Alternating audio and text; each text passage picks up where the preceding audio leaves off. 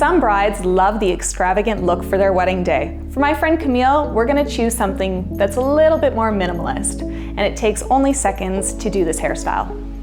What makes this look so quick is the accessories that I'm using. Here I'm using 2 types, 4 of the single and 4 of the Petite Marquise cubic zirconia bobby pins. I like to mix and match, and why I've chosen cubic zirconia is because it matches the detail on my friend Camille's top. In order for these to stay in place, I do like to open each bobby pin ever so slightly so that it'll grip Camille's hair texture.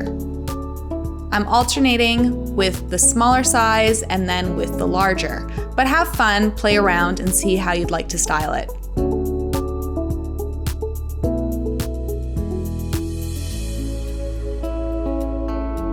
Once you have all of your pins in place, I'm going to add a little bit of spray shine to Camille's hair.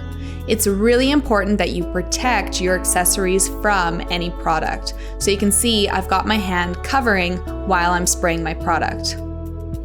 Let me know in the comments below what you think of this hairstyle and tell me which products you'd like to see next.